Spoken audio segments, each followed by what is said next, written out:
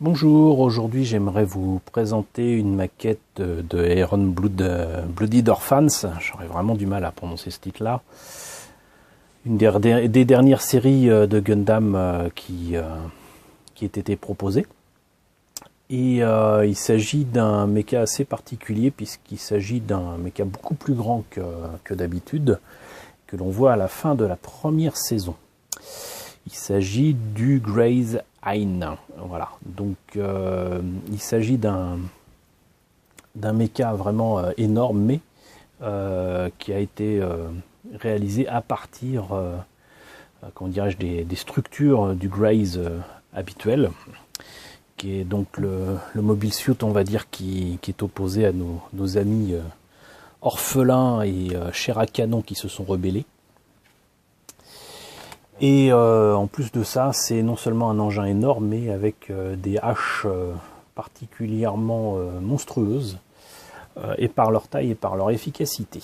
Donc voilà, donc ce mecha tiré de IBO, ça sera plus simple à dire comme ça. Il s'agit donc du coup, vous l'aurez deviné, d'un A-grade au 144. Et d'un A-grade qui est sorti il y a pas si longtemps que ça, quoique là je vois marqué 2016, c'est vrai que la première saison de Iron Blooded Orphans était de l'année dernière. Et donc voilà, ce kit était proposé au Japon, oups, désolé, le flash s'est mis en marche tout seul, 1400 yens. Il s'agit apparemment du 18e high grade de cette collection. Donc, quelques illustrations, quelques images illustrant le kit. Donc, comme vous voyez là, vous le voyez de dos et de face. Le pilote qui est ici. Et quelques belles images, encore une fois. Quelques très belles photos qui concernent donc les poses fort dynamiques que l'on peut trouver à faire avec ce kit, et deux formes de visage particulières qu'il sera possible de présenter. Voilà, les pieds sont toujours aussi bizarres dans ces mechas-là, et on voit par contre ici très clairement quand même qu'il supplante en termes de taille le Barbatos, contre lequel il se bat à la fin de la série. Donc ça, c'était la présentation de la boîte, de fort belle facture d'ailleurs. Je vous propose de voir ce qu'il y a à l'intérieur. Alors comme d'habitude, on va commencer par la notice de montage. J'observe d'ailleurs que malheureusement, contrairement à certains des kits récents, tout est écrit en japonais et il n'y a rien rien en anglais. Qu'est-ce que j'observe moi par contre au niveau des pièces en trop, comme j'aime à les avoir et à les trouver, comme d'habitude c'est dans les structures des kits de IBO qu'on les trouvera, et peut-être dans certaines articulations, les polycaps, ce qui s'explique tout simplement par le fait que la majorité des mechas de IBO sont basés sur la même structure, sur la même base. Donc ça permet visiblement de faire quelques économies au niveau de la réalisation de pièces uniques qui sont faites pour un kit en particulier. Et ça explique la raison pour laquelle, entre guillemets, les kits de IBO sont à un prix si modique par rapport à leurs frères d'armes d'autres séries. Qu'est-ce que ça donne sinon? Alors, comme d'habitude, avec IBO, on commence par le buste, la tête, tête d'ailleurs qui peut, comme je le disais, présenter deux faces, enfin deux formes particulières, l'une ronde et l'autre un peu plus carrée, une espèce de clapet qui descend sur la tête, qui lui donne une forme différente. Les épaules, les bras, on en profite pour relier le tout, les jambes, Là on passe en couleur, en bichromie même en fait, puisque c'est du bleu, du noir et entre guillemets du blanc, le blanc n'existant pas en imprimerie. Donc les jambes, le backpack, les armes, lesquelles visiblement peuvent tenir non seulement dans les mains mais aussi se placer dans le dos. Mécanisme dans le dos qui permet en plus de les rabattre vers le buste et ensuite de les mettre carrément dans les mains. Donc un système qui est pas mal du tout. Des armes supplémentaires, une espèce de mitrailleuse qui se place sur les épaules.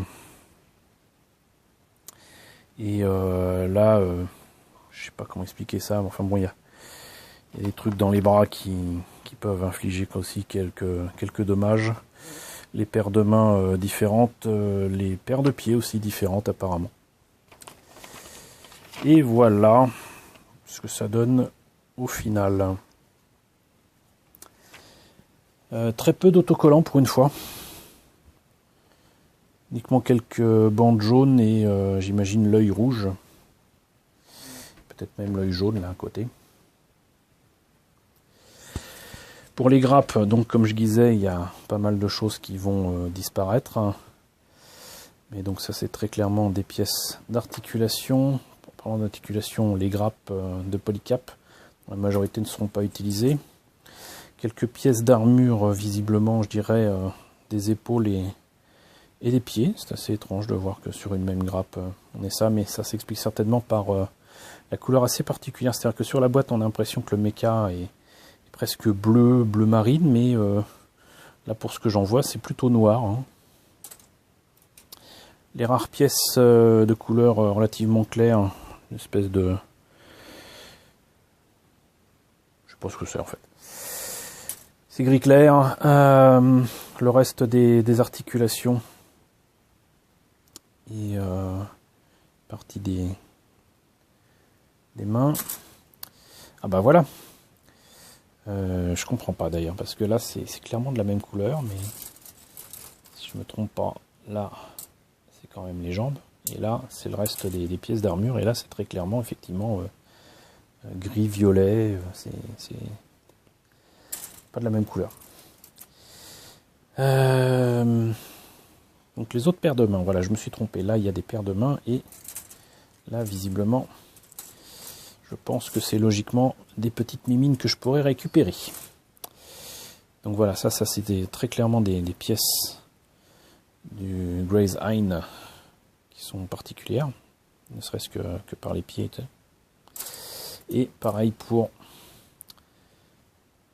les haches, qui sont vraiment énormes. Par contre, un peu déçu par les mitrailleuses qui descendent des épaules. C'est parti en creux. Je vois pas l'intérêt, et puis surtout ça sera hyper visible quoi. Enfin bon, donc voilà, c'est un kit que j'ai hâte de vous présenter monté et un peu peint à ma façon. Parce que bah déjà j'ai cru comprendre que c'était quand même un beau kit, un gros kit, et que ça serait quand même pas loin d'être aussi grand qu'un Master Grade. Voilà, donc hâte de vous présenter ça. J'espère, malgré quelques petits problèmes techniques, que cette présentation vous a intéressé. N'hésitez pas à me dire ce qu'il en est dans la section commentaires. Je suis désolé éventuellement de la qualité sonore. Il se trouve que j'ai un problème avec mon micro-cravate qui semble avoir des soucis techniques. La dernière fois il prenait pas le son, et là il fait un peu des siennes. J'ai l'impression qu'en fait il fait des courts-circuits. Voilà, donc comme je pourrais pas m'en prendre un autre avant quelques temps, je suis désolé, il faudra que je fasse avec un kit piéton, un kit main libre que j'ai branché sur le matériel que j'utilise. Donc voilà, désolé pour tout ça. Donc je disais commentaires, ne pas hésiter à partager la vidéo si vous voulez, ne pas hésiter à vous abonner si ce n'est déjà fait. Et je vous retrouve très bientôt pour de nouvelles présentations de kit Gundam. mais pas avant de vous faire une nouvelle annonce, une ultime annonce concernant ma présence à Japan Expo la première semaine de juillet. Japan Expo débute le 6 juillet, termine le 9. Je serai là-bas sur les stands Bandai et Anigator, mais pas que.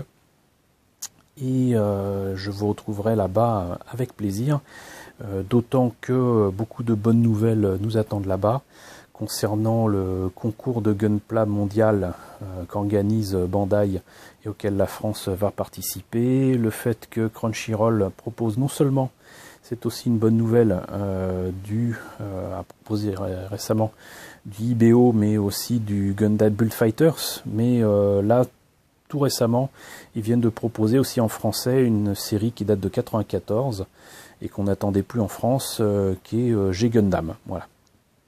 Mobile Fighter G-Gundam, une série que je n'aimais pas trop il y a plus de 20 ans, mais qui avec le recul est quand même pas si mal que ça.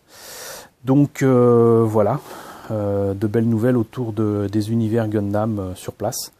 Quelque chose que je fais très volontiers avec vous si on s'y croise. Voilà, bah écoutez, encore une fois, merci d'avoir suivi cette vidéo et à très bientôt pour la présentation de nouvelles maquettes de Gundam.